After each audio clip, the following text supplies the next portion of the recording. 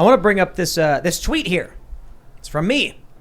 There's a tweet from Stonewall Jackson I responded to where he says, "This is so pathetic. The new Star Trek show depicts what appears to be the January 6th protests leading to the end of the world and the human race as we know it." I find the clip from the new Star Trek show very interesting. They called January 6th a fight for freedom. Yeah, no, zero. So I don't know if we can play it because, they're very litigious here on YouTube. But he says it started with a fight for freedom. Shows audit the vote on January 6th and then the protests from the summer. And he says it ultimately led to the eugenics war and then finally World War III, where hundreds of thousands of species were wiped out. But hold on there a minute. Is that not plausible? It starts with a fight for freedom, so they describe. January 6th, they show. Kind of crazy they would call January 6th a fight for freedom, but sure. Led to the eugenics wars. Well, hold on. What's happening right now? Roe v. Wade is being banned, and the left is going to the homes of Supreme Court justices, and there's a nonprofit, pro-life nonprofit, at a Molotov cocktail thrown through its window, reportedly. That's the accusation. And several pro-life pregnancy centers were vandalized. In this show, or maybe they didn't realize it, it makes sense. It's plausible. In today's day and age, a eugenics war? Yeah, the abortion issue. I think it's kind of poorly written because because then they go, it led to which led to civil war, which then led to war. Well, he says ultimately World War III. Ultimately World War III. What he would really be saying is then China and the United States, and he talk about World War. The stuff leading up to it is forgotten. Well, no, hold on. I think this actually works. Let me break it down for you. It's political crap. You've got January 6th, a fight for freedom, as he calls it. You then have, people are fighting, tensions are rising. Roe v. Wade gets overturned, and then all of a sudden you have blue states outright saying abortion, even in Virginia, after birth. And the media will claim it's not true, but we all heard what Northam said. The baby would be delivered, resuscitated if that's what they wanted, and kept comfortable. And then a conversation would happen, which basically means what? Fine. What's the conversation about? Let's just say, well, he wasn't specific. Colorado, limitless, no restricted abortion. Could this lead to a conflict, which is about whether or not some people should not have kids or should? It's happening. How could it then become World War III? He may be oversimplifying it. But the political conflict inside the United States could ultimately result in a unipolar world destabilizing, China expanding in various countries, Russia expanding in Eastern Europe, the U.S. still trying to maintain unipolar dominance, and then World War III. I think it's fascinating they wrote this through it. But I will start with the point where they describe January 6th as a fight for freedom. Yeah, I think, and I'm sure you know this, I appreciate your analysis, but obviously they were trying to smear the right, more or less put it on conservatives. No. You really don't think so? You think they're trying to be neutral? In what way could you, he literally shows January 6th as a fight for freedom. How could you in any way say he's trying to smear them? Well, I think when you look at the track record of Hollywood and their analysis of current events, they tend to come down on the side of the left. And I would also argue that for a television show to explicitly say they were in favor of what happened on January 6th would basically be suicide. You would have said it started with disinformation, riling up disaffected citizens into believing their country was stolen from them and rioting, which sparked a civil war. No, he said a fight for freedom. I think January 6th wasn't a fight. There was a few people that got into it, maybe, but it wasn't. It was just a protest. Maybe he was talking about the feds, and he's like, those feds were fighting for freedom. It does then show Summer of Love stuff, so. Yeah, so also, it's possible, they write the dialogue, and then the editor ends up placing certain images over the dialogue that the writer might not have intended. But, I think I agree with you, Ian, about the point that it's a little bit lazy. So it's not abnormal for a science fiction show about the future to comment on current events, or at least contemporary culture. But to do it in a really over-the-top way like this seems really lazy. Instead of creating an allegory for it, or having characters in the future present a situation you might be more detached from than the current event, they are literally showing things that happened today and commenting on it. I think it's a ripoff of a Star Trek episode where Data asks about terrorism because they visit a planet where there are terrorists, and then he mentions, Data says, I don't understand some elements of their conduct. We say it's wrong to do these things, but it's actually been quite successful for many groups. And then he mentions Mexico, Ireland, and then he mentions a fictitious 2022 or 2220 something event, Star Trek world. And basically what Data does is he asks a question about terrorism, using real historical elements and then a fictitious sci-fi element from the future we haven't encountered yet.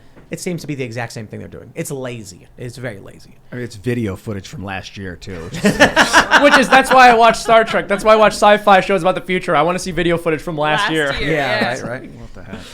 Laziness. No. But I don't know. I find it fascinating. I wonder, Laziness or short-sightedness or like a lack of creativity on the or a political underhanded move by the writers. I don't think you can. I mean, I haven't seen the clip, but I don't think you can put a January 6th clip in that context on a show without it being a political decision. I mean, I think that's something that's done on purpose. Yeah, absolutely. Well, that also shows the George Floyd's right. Yeah. Right, Okay. too. Yeah. Well, but and of course, this kind of thing affects rewatchability. Like if people will go back and rewatch episodes of TNG or the original series, and I really don't think people are going to be going back and rewatching this 15, 20 years from now. Not many of them. I'm not watching it the first time. Yeah, I'm exactly, a huge Star Trek exactly. fan. They've just, you know what it is? I don't know. They hired a bunch of people who hate Star Trek to write Star Trek. Is this the one with Stacey Abrams? She made an appearance as like the president of the planets or something. Did you guys? That was Discovery, I think. Stacey Abrams, the president of Earth. Okay, political Star Trek trash again. They have a politician as a character. You know, Why do you they mentioned do this this? earlier. We were talking before the show about the late night TV and how they're in the key demo. We actually rival some late night television shows, which is actually really bad for them because they used to get 20 million views. And the funny thing is, you mentioned how older people watch those shows. They used to watch it every night, but now all of a sudden they're being made fun of. This is the funny thing. Like Jimmy Kimmel, for instance, in like the late night, the people who are watching CNN, the people who are watching these shows, the overwhelming majority are like 60 to 70 years old. And they're trying to make the politics of these shows fit a millennial leftist or progressive worldview. And it's like, well, that's not the boomer generation. So your show used to actually attract tens of millions of people in the boomer generation. You've decided to sacrifice all of that for millennials who consume digital media. They should just be making a new show. They should keep that show with older hosts to keep talking to the older crowd that was young in the 80s when David Letterman was in his 30s. And then they should have a new show, but they're competing for time slots, which is also archaic because people watch stuff on YouTube at any time of day. You don't need stuff's on demand now. Industry, I don't know. I don't want to make a generalization about industry being slow to adopt the hot new thing, but the entertainment industry sure is. They were still making me mail headshots in like 2008 because sending a digital thing was apparently it was too new, so it wasn't good. Are we just going through the natural progression of old fogeyism where we're like, it was better when I was a kid? Yeah, I mean, I'm 27, but I'm already there. New content is bad. I did hear you say these kids today. Remember Yeah. the Simpsons thing where Abe was talking to a young Homer and he's Yes. like, it'll happen Yes. to you too. Yeah. He was like, I used to be with it, but then they changed what it was. Now what it is scary to me. I think It'll kids happen to you. I think So children true. today are smarter than the previous generation intellectually, and their minds work quicker. And that's the natural progression of evolution. But emotionally, we're experiencing some challenges because of the disconnectedness of the technology. You know what I was thinking though? I wonder if that's true. Because I know kids today are still very much passionate about capturing small animals and forcing them to fight each other. Yeah. It's a really big we deal. went to a bowling alley arcade the other day, and all the kids just love forcing animals to fight. Brutally just beat each other, and tons of Pokemon toys everywhere. Yeah. I grew up with Pokemon. I remember when it first started, in America, and I bought Pokemon Red on the original Game Boy with money I made at my family's cafe from tips. And today, kids are still very much watching Pokemon, and the toys are like the big prize at the arcade were Pokemon stuff. I was talking to somebody I guess a couple months ago now. Did you know there are Pokemon cards that get sold for $500,000? Yes, I I used didn't to know own it was that ton much. of them. That's- Gary Vee is a big proponent of He that. had to show me on his phone. I did not believe him. The funny thing is, like, having owned so many foil first edition Pokemon cards and then just like having lost them or sold them, Painful. now it's like laughable when I'm like, that's how much they're going for these days. Wow, because the But printing run was so low. I don't know because look, millennials are broke, right?